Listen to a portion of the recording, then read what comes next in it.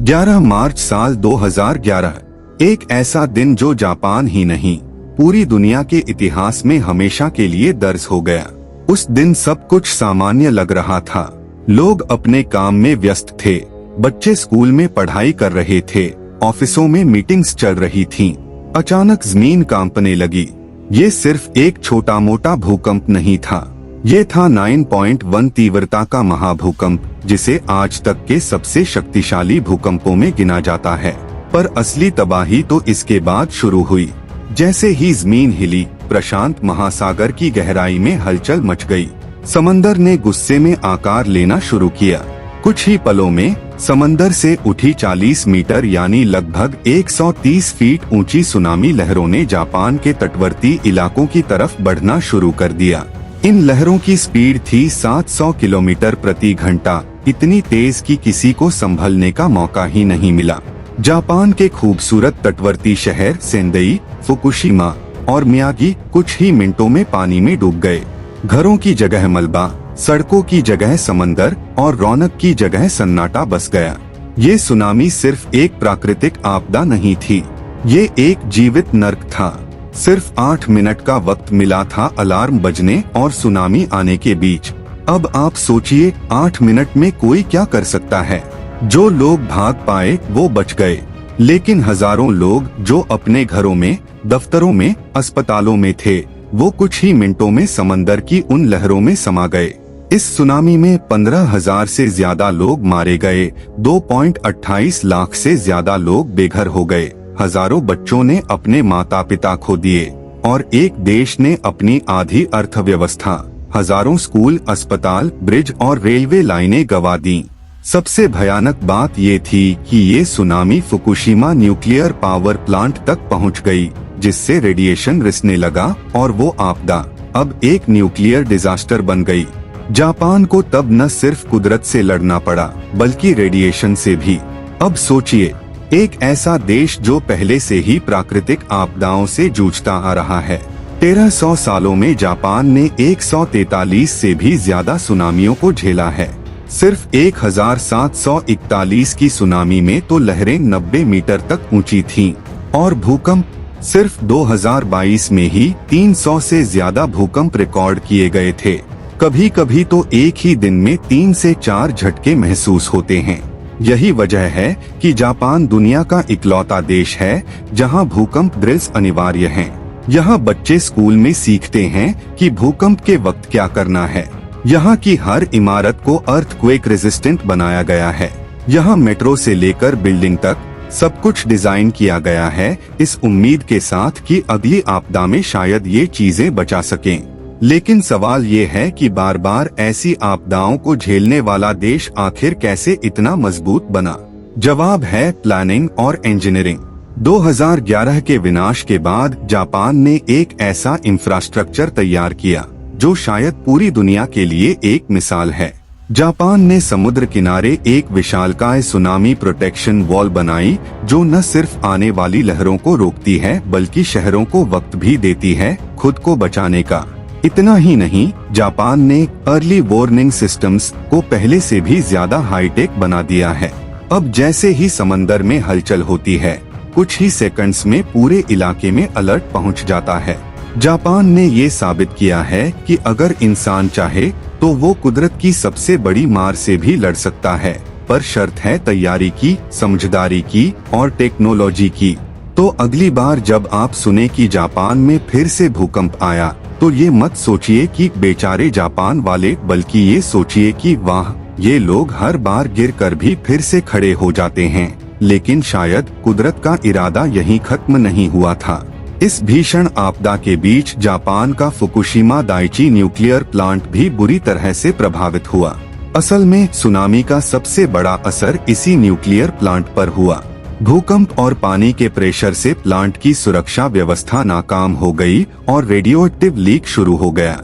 ये सिर्फ जापान के लिए नहीं, बल्कि पूरी दुनिया के लिए एक चेतावनी थी कि चाहे हमारी टेक्नोलॉजी कितनी भी एडवांस क्यों न हो, कुदरत के सामने वो कुछ भी नहीं। इस न्यूक्लियर डिजास्टर के कारण जापान को भारी नुकसान झेलना पड़ा, आपको जानकर हैरानी होगी कि इस एक आपदा में जापान को 235 बिलियन डॉलर की चपत लगी। इसीलिए इसे दुनिया का सबसे महंगा डिजास्टर माना जाता है। अब आप सोच रहे होंगे, आखिर जापान ही बार बार ऐसी तबाही का शिकार क्यों बनता है? दुनिया में और भी कई आइलैंड देश हैं, फिर जापान को ही सबसे ज्यादा क्यों भुगतना पड़ता है? इसका जवाब है जापान की geographical location. Japan Pacific ocean के उस हिस्से में बसा है जिसे कहते हैं रिंग ऑफ फायर। यह इलाका दुनिया के सबसे ज्यादा एक्टिव वॉल्केनोज और टेक्टोनिक प्लेट्स के ठीक ऊपर स्थित है। इस वजह से यहाँ अक्सर भूकंप, ज्वालामुखी और सुनामी जैसे डिजास्टर आते रहते हैं। और तो और जापान का 70% हिस्सा सिर्फ पहाड़ों से भरा हुआ है। सिर्फ 30% जमीन ही रहने लायक है, और वो भी ज्यादातर समुद्र के किनारे। अब क्योंकि ज्यादा आबादी कोस्टल एरियाज में रहती है, तो सुनामी का असर भी सबसे पहले और सबसे ज्यादा इन्हीं इलाकों पर होता है। लेकिन जापान ने हार नहीं मानी, उसने इससे लड़ने का रास्ता ढूंढा, और इस रास्ते का नाम है सी वॉल। सबसे पहले सी वॉल का आइडिया जापान के एक छोटे से गांव से आया था। 1896 में जब एक बड़ा तूफान आया, तो वहां की लोकल अथॉरिटी ने 2.4 किलोमीटर लंबी और 10 मीटर ऊंची दीवारें बना दी। यह एक छोटी सी कोशिश थी, लेकिन इतनी कामयाब रही कि बाद में पूरे जापान में ऐसे ही कोस्टल डिफेंस स्ट्रक्चर बनाए गए।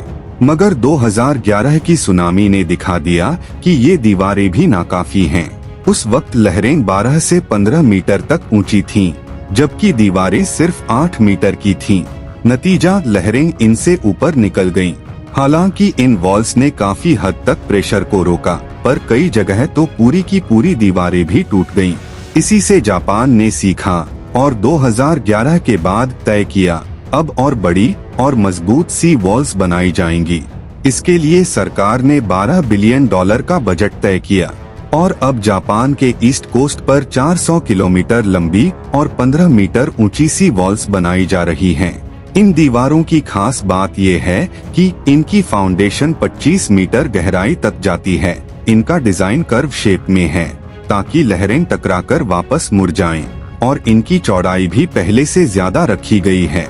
इन वॉल्स को बनाने से पहले इंजीनियरों ने सिमुलेटर में सुनामी के आर्टिफिशियल टेस्ट किए, यहाँ तक कि 2011 जैसी ही वाइब्रेशन पैदा की गई, ताकि देखा जा सके कि लहरों का कितना प्रेशर होगा।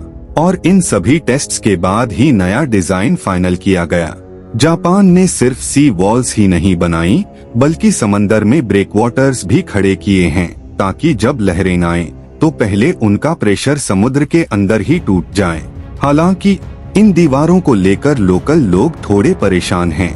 कई जगहों पर ये दीवारें 4 मंजिला इमारत जितनी ऊंची हैं, जिससे लोग खुद को जैसे जेल में बंद महसूस करते हैं। कुछ को ये भी डर है कि जापान अपनी खूबसूरत समुद्री दृश्यता खो सकता है, जो टूरिज्म के लिए जरूरी है।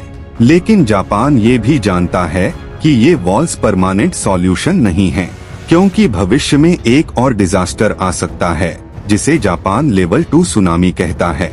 ऐसी सुनामी 100 या 1000 सालों में एक बार आती है, और इसकी लहरें किसी भी वॉल को पार कर सकती हैं।